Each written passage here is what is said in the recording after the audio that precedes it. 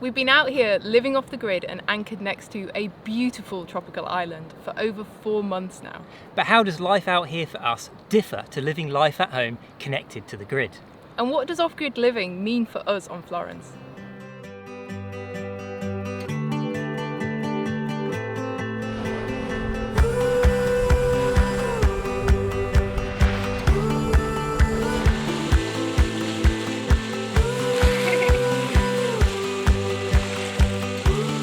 In the last 4 years since leaving England, we have crossed 2 oceans and sailed over halfway around the world. Just 18 miles south of the equator, on a remote island only accessible by boat, we're waiting out the Indonesian lockdown and global pandemic with 9 other yachts for company.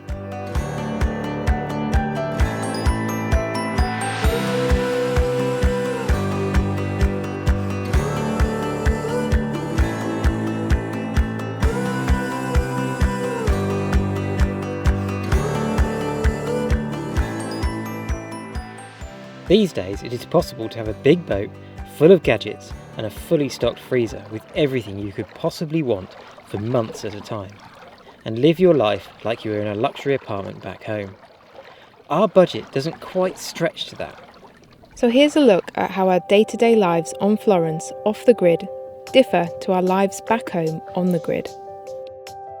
The differences start as soon as we get up in the morning and go for a shower.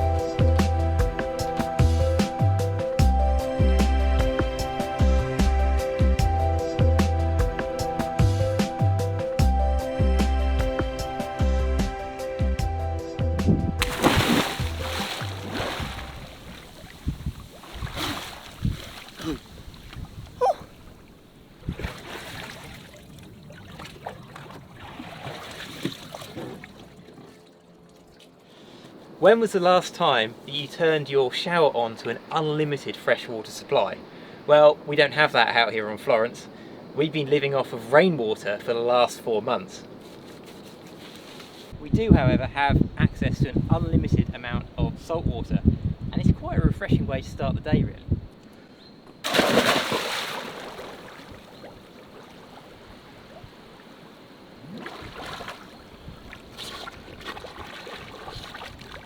We wash and rinse in salt water, and then we finish off with a little bit of fresh. We just use a bottle because it allows us to limit the amount that we're using. Probably got about half a litre here, but it just stops our skin getting so sticky, and it means that my hair dries better because it doesn't dry very well if it's just salt water. We only ration like this when it hasn't rained for a while, and it's been a couple of weeks since the last rainfall here. This tarpaulin has provided all of the fresh water that we have used in the last 4 months. We don't put it out all of the time, we just wait until we see a heavy rain cloud approaching, and then we spread it out. And the really heavy downpours that we often get here on the equator, you can catch a week's worth of drinking water in 1 hour. We use between 10 and 20 litres of water per day on Florence, so between 300 and 600 litres per month. I can't remember how much we used to use when we were living on land connected to the grid. How much does it compare to your water bill? Right, do you fancy some breakfast? Breakfast this morning is yogurt and granola, which we really enjoy because it's relatively easy and quick. But it does require some forward thinking. We're actually eating granola that we bought 8 months ago, and we've still got some on board, so I think we must have bought a year's worth when we last found it. Yogurt is a real luxury on board because we can't get it out here. I make my own using the starter culture to get it going, and then I keep that culture going by using powdered milk and setting it in a pot on deck using the sun. I'm actually down to my last starter culture. The last time I found these was in Australia, which is over a year ago. Thanks, Amy. Awesome.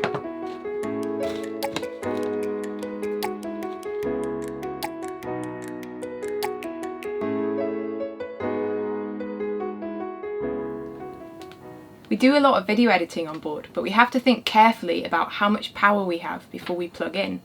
How are we doing for power, Matt? Can I charge my laptop? Yeah, not too bad, go for it. So all of Florence's power comes from these two solar panels. They're 125 watts each, so we've got 250 watts in total.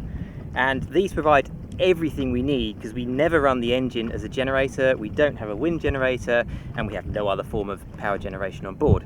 But this has been absolutely enough for us. So the power that comes into these goes down into our batteries, which are down below on the quarter berth, underneath absolutely everything. Our quarter berth acts like a garage or shed. It currently holds 2 folding bikes, 3 sails, all of our warm clothes, and anything else that won't fit anywhere else.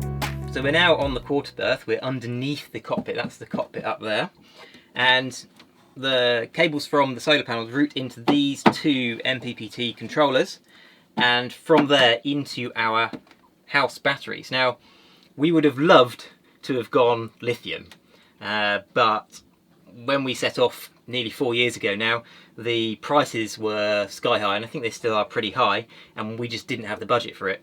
So we have gone old school. These are actually standard wet cell lead acid batteries, 6-volt golf cart batteries, and we've actually got 4 of them. There's 2 here and 2 back here underneath this. So we do have to keep these topped up with water. So it works out roughly every 3 months I have to come under here and top them up with battery water because they do evaporate some when they're charging. We monitor our battery bank here at the chart table on a battery monitor. We have a 450 amp hour battery bank, which when we left was brilliant. We could charge anything at any time, but over time lead acid batteries do degrade. They really struggle to hold their charge, and I did calculate that around about 4 years, maybe 4.5 years was the time they would drop off to the point where we needed to replace them. But when we were last in Thailand and we could have replaced them, they were kind of doing okay, and we thought we'll just squeeze 1 more year out of them and save a little bit of money before we have to replace them. And we were wrong. I really wish we'd replaced them then, because we're really struggling now. We can only charge our laptops and do video editing when it's sunny. The solar panels are still brilliant. We're hoping that maybe when we get to the point of getting somewhere where we can actually replace the batteries this time, maybe we'll be able to afford to go lithium. I need a break. Do you fancy a coffee? Yeah, that sounds like a good idea. I'll stick the kettle on.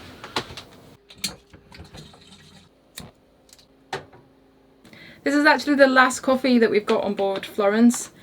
We don't know when we're going to be able to get any more, and we have to plan a long way in advance in order to live off the grid like this. So we've been here for 4 months at anchor, and we originally planned to be sailing across the Indian Ocean, where we don't normally drink coffee at sea because it makes us both seasick. So we've drunk a lot more coffee over the last 4 months than we would normally, and now we're out. We've got no idea when we're going to be able to get any more.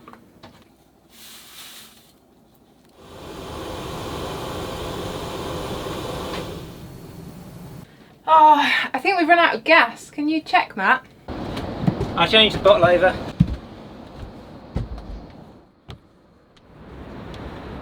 Our cooking gas supply is one of the most limiting things for us to live off-grid on Florence. Unlike electricity and water, it doesn't just fall out of the sky. We have to get our gas bottles refilled. Now we carry 4.5 kilo bottles of gas on Florence, and we can last for at least 4 months in total with that. But here in Indonesia, getting them refilled is a little more challenging than normal, because in Indonesia they use a different type of fitting on their gas bottles. So in order to fill them here, we have to order a large Indonesian gas bottle and decant that into our smaller gas bottles. Now we've never done this before, but luckily there is a fellow cruiser here in the anchorage who has the adapter kit to enable us to do that. So we're going to give that a go today.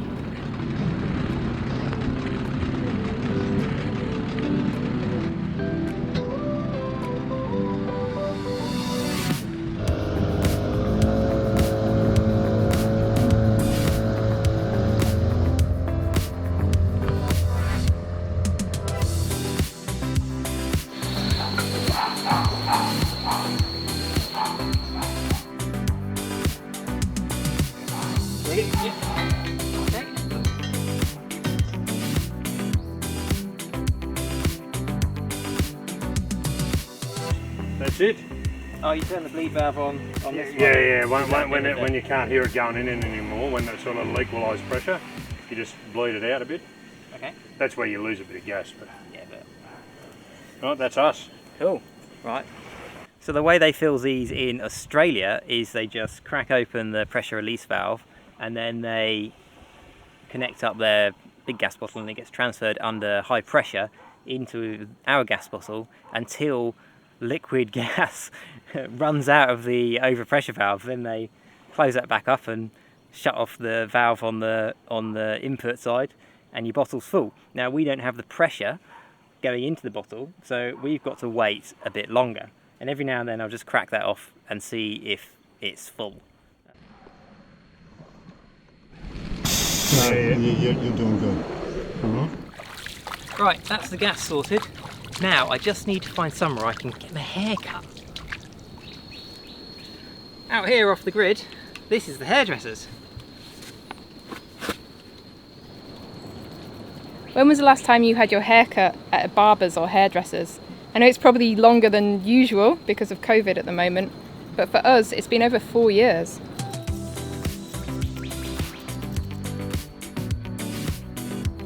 I've never had any lessons on cutting hair. I basically just learnt this from YouTube. They're pretty useful, those YouTube videos.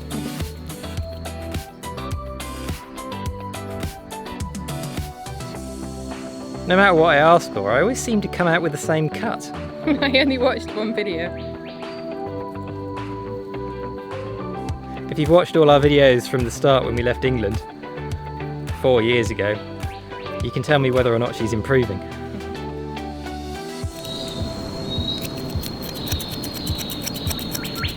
Choice of styles is pretty limited, but the view from the barbershop makes it all worthwhile. Don't cut my ear off. I nearly cut my finger off.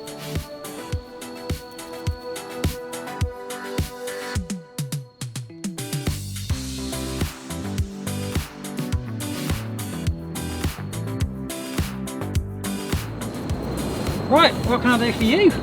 Could you take 2 inches off the bottom and then stick some layers in and then shape the front with maybe a bit of a side print? I didn't watch any YouTube videos.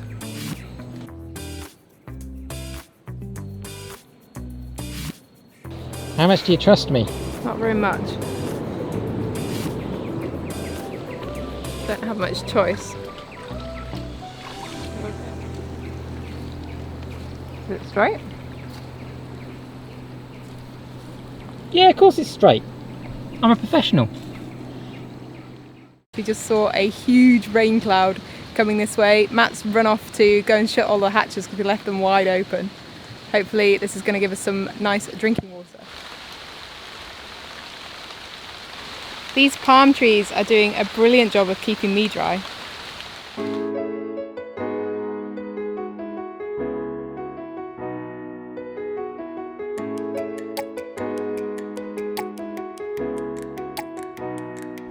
One of the major concerns about being off-grid for so long is what we do with our waste.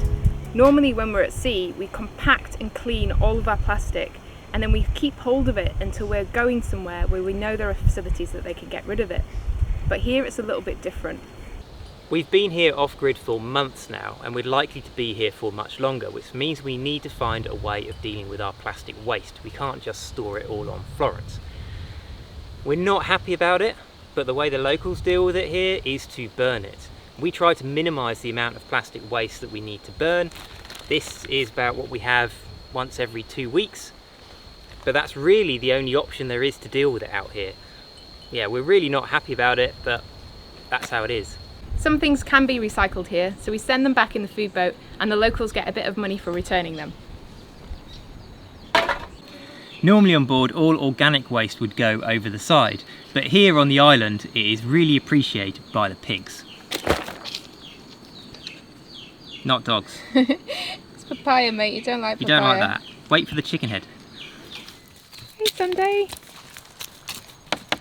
There you go. Bit of papaya for you, mate. They got a treat today because the papaya we got delivered was mostly rotten. And this is Sunday, and she's actually just had piglets, although they're hidden in the bush somewhere. Whilst Matt's sorting the fire, I've become a mother hen. There's just one little chicken on the island, and she gets lonely and likes to come and sit on your knee if you sit down. But she's not toilet trained, so it's a bit of a lottery as to how long you let her sit there for. Okay, little one, I need to go. I need to go now, please. Please, can I go? Please, can I go?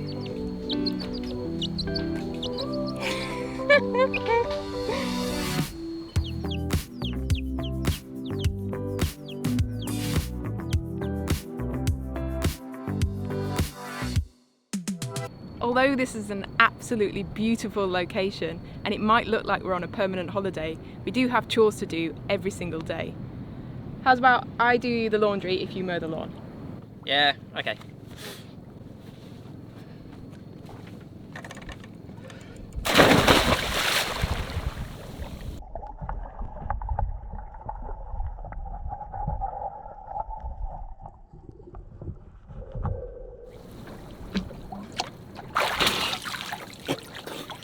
Well, we don't actually have a lawn on Florence, but it feels like that sometimes.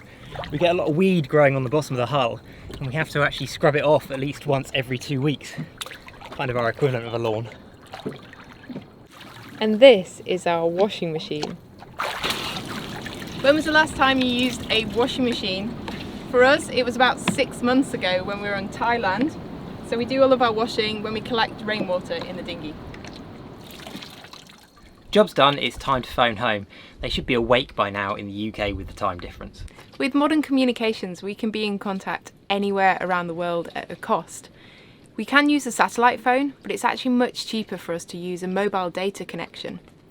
But to get that connection out here, we need to hoist the phone to the top of the mast and use it as a hotspot. Now, this is a recent improvement to our lives here in Isolation Bay, because when we first came here, there was no phone signal in the bay at all, even if we hoisted the phone to the top of the mast.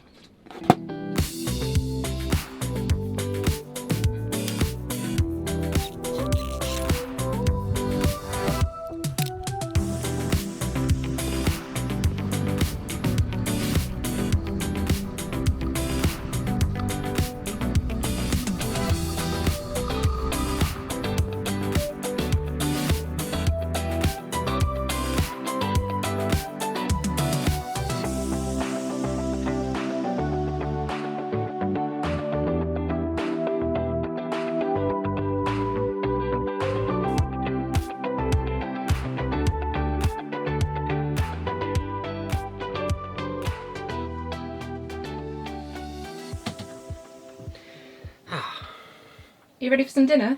Yeah, that sounds good. Should we have something quick and simple, like soup and bread? Well, we can do simple, but we can't do quick. There's no such thing as convenience foods out here, so everything we make has to be made from scratch. I actually made some bread this morning, and I made the soup yesterday. It's really rare that we have all of the ingredients that we need for a recipe, and when we lived back in the UK, I just used to send Matt out to the shop to nip and go and get me something, and it'd take him about 5 minutes. But we can't do that here, we just have to make do with what we have and use something alternative if we don't have the right ingredients. When was the last time you popped out to the shops to pick up an ingredient that was missing for one of your recipes? Although we can't do that here, we are lucky that we have a weekly delivery of basic groceries. Although we're in a very remote location out here, we're not actually as far off the grid as we usually are. Here, although we're not connected to a waste, water or electricity grid, we do have an intermittent phone connection, and we do have a regular food boat delivery of groceries once a week. Now, when we're out at sea, we're often out of sight of land for up to a month at a time. Yeah, that's pretty about as remote as you can get. And although sometimes here it can be hard because everything takes twice as long as it normally would do, and sometimes we find that we miss the modern conveniences like a washing machine, living off the grid works really well for us because we're in such a beautiful location. All we have to do when we're feeling like life is harder than it should be is just look around us and appreciate where we are. Every single day we say to each other how lucky we are to be here. Yep. And we really feel it. Do you fancy a drink? Yeah, how about a beer? No, we've run out of beer. Wine then? Nope. Rum? Nope. Okay, anything as long as it's cold. How about a nicely chilled glass of rainwater?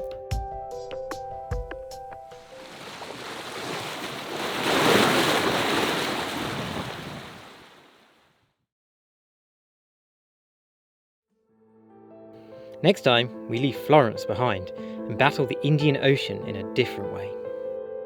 We really appreciate everybody who supports the making of these videos, especially our star patrons.